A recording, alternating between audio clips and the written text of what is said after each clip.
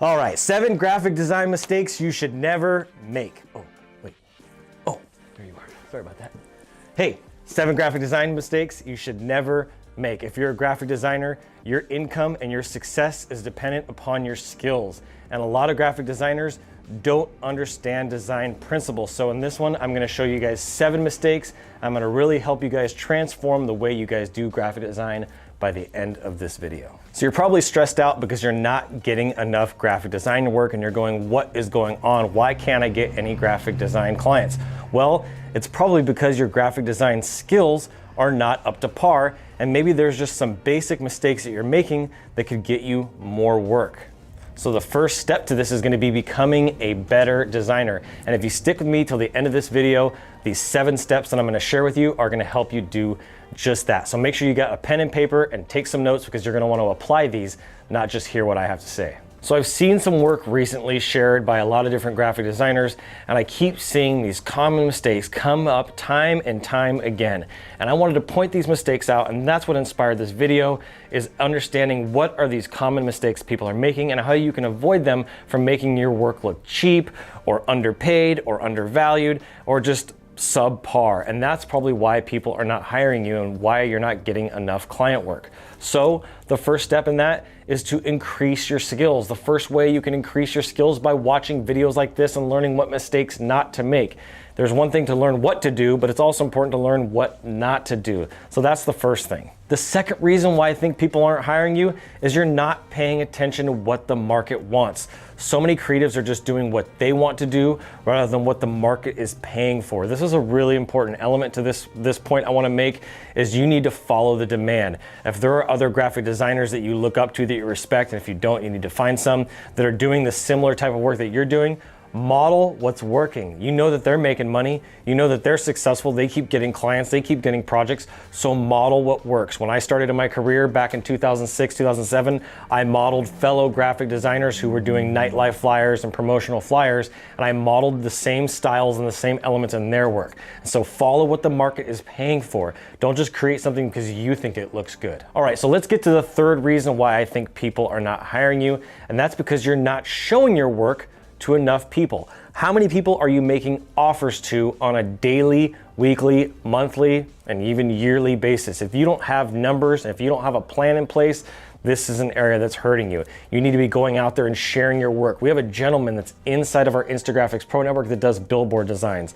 He knows who this is. He knows who he is. He's watching this video, I'm sure, but he is constantly sharing his work on his Facebook, on his Twitter, on all these different social profiles. He's sharing the work that he does over and over again, and his work is beautiful and people are seeing it, and he's building momentum that way. Your work is your social proof. It's a form of social proof, which means it's a proof that you do really good work. And if you have the skill sets, people are going to seek you out. And if you do that consistently, it's going to lead people back to you.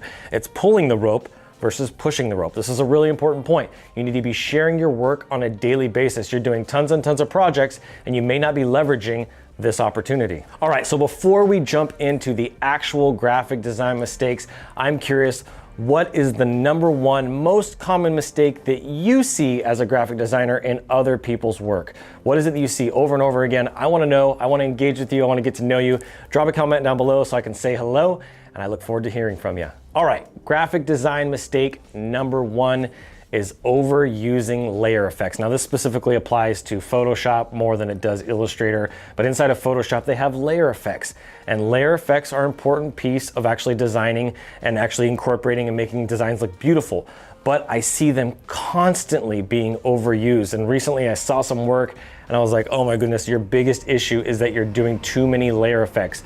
Bevels and embosses and textures and gradients and drop shadows and outer glows and inner shadows and strokes and all these different things. If you put all of those on there, it's gonna look hideous. You only need to add 1, if not maybe 2 layer effects to your designs. Now, typography specifically, this is even more important because you can easily make typography look cheesy, make it look blurry, and just make it not look that great.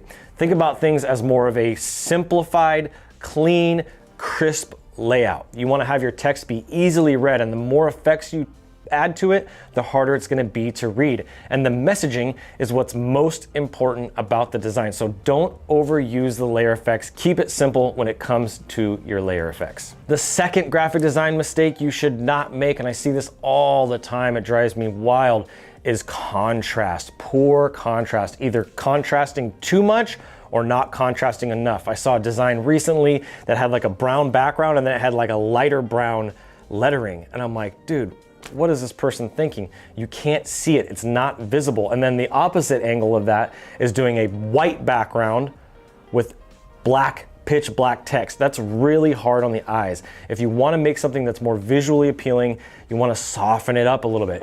If you wanna make it to where it's contrast, but not overly contrast so that it's hard on the eyes. This is a common mistake I see people a lot of the time do, is they'll take a light blue text with a dark blue background and the contrast is just not there. Making sure that your contrast is appropriate is really, really important. So keep it simple. All right, the third graphic design mistake you should not make. Number 3, this is a big one, poor color palettes. I see people mixing colors that have no business being on the same canvas. Do not do this. This is a big mistake. And if you're not using a color palette tool to find your monochromatic and triad and complementary and triad complementary and all the different effects, there's a really neat tool that I want you to have. This is a free gift for you. You can check it out. We'll even stick a link in the description, but it's called Coolors, COOLORS.co. It allows you to make really neat color palettes. I actually did this for my own brand where I put my main A42027 code in there. I locked that in. You can do different shades and you can pick different combinations where you can generate a color code. I use a blue as part of my color code. I use a light white or almost a white, kind of a little bit of an off-white. I use a couple different shades of my red, and this is a really important tool to use to make sure that your colors actually scientifically match. If you're pairing orange and green, you're gonna get Halloween, right? If you pair green and red, you're gonna get Christmas. A lot of people do this and they don't really understand the color psychology, so you need to understand 2 really important things when it comes to color palettes is color psychology and color pairing. Pairing the right colors together is a major deal. If you don't do this right, it's one of the quickest things that can make your design work look amateur. All right, graphic design mistake number 4 that you should not make is outdated typography and pairing. Now there's 2 parts to this. A lot of people are using old school fonts like Trajan and Times and Arial.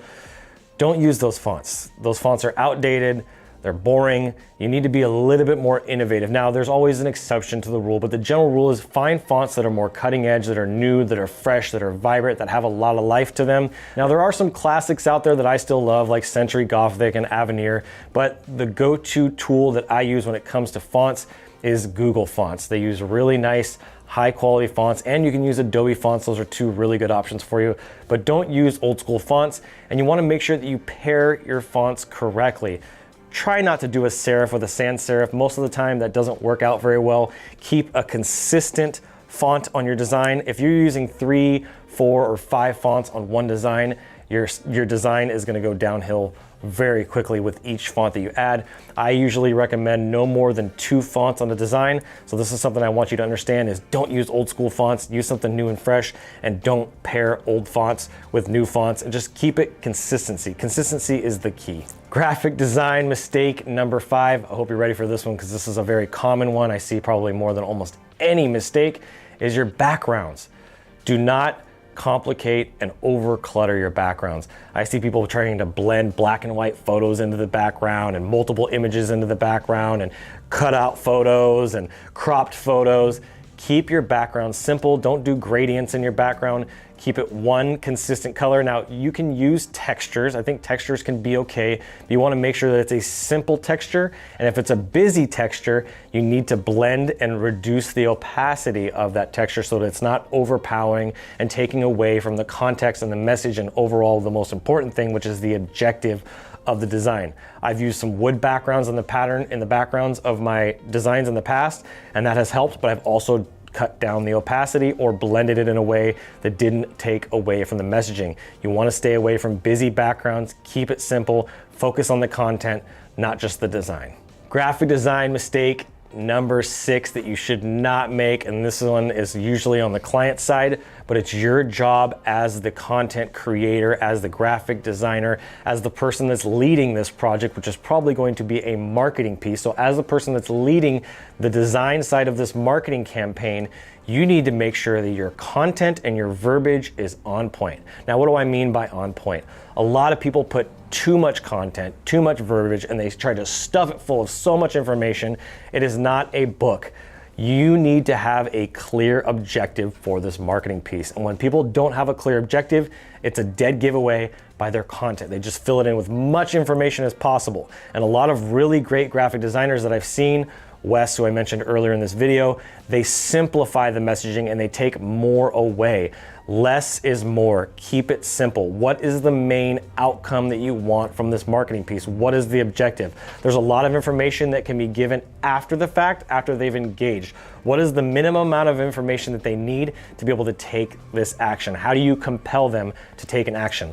Putting out a whole paragraph worth of information at the bottom of a flyer or 5 paragraphs on a 1 page, that is too much information. You just need to give them enough to want more. Always leave them wanting more, never going, oh my gosh, this is too much, never mind, right? If they give them too many options and too much information, they'll just go a different direction because they're confused and overwhelmed. This is an important mistake that I don't want you to make. All right, to the last one, last but not least, and that is hierarchy. This is the last graphic design mistake that I see people commonly make, is they size everything the same, or some of the most important information is too small. Some of the stuff that is irrelevant is too big, like grand opening. Okay, that's cool, that's an important piece, but does that need to be the biggest thing on the flyer? Maybe the phone number should be the biggest thing on the flyer. Maybe on the website, whether you're doing a website, a flyer, a business card. Some people take business cards and they put logos on them that cover 3/4 of the size of the card. And I'm like, what are you doing? The contact information on the business card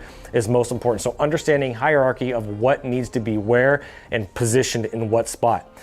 Just as a rule of thumb, just to give you a quick example, when I started designing club flyers, one of the methodologies that I used for hierarchy that really helped me a lot is I would design the flyer and I would format the content and the layout of that flyer as if I were reading it on a radio ad, a TV ad, or some sort of online ad.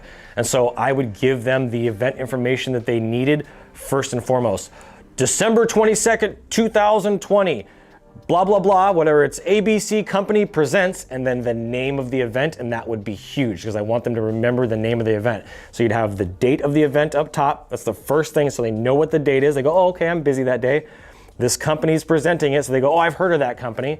And then boom, here's the name of the event. And then below that, I would have some cool images, maybe some little bullet points, some specials that would be much smaller. And then down at the bottom, how do you take that next step? What is the call to action? Whether it's a website, where to get tickets, what the ticket price is, certain information like that. And I would format it just like if I was reading it on the radio or on TV or on some sort of online ad. You want it to read naturally as they're going through it, a natural hierarchy. So those are the 7 graphic design mistakes you shouldn't make.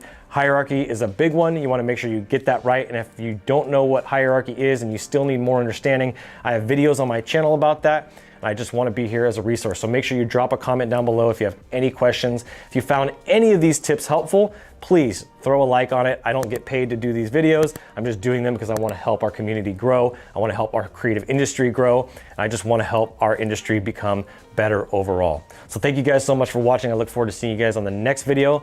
I'm Adrian Boycell, and as always, keep looking up.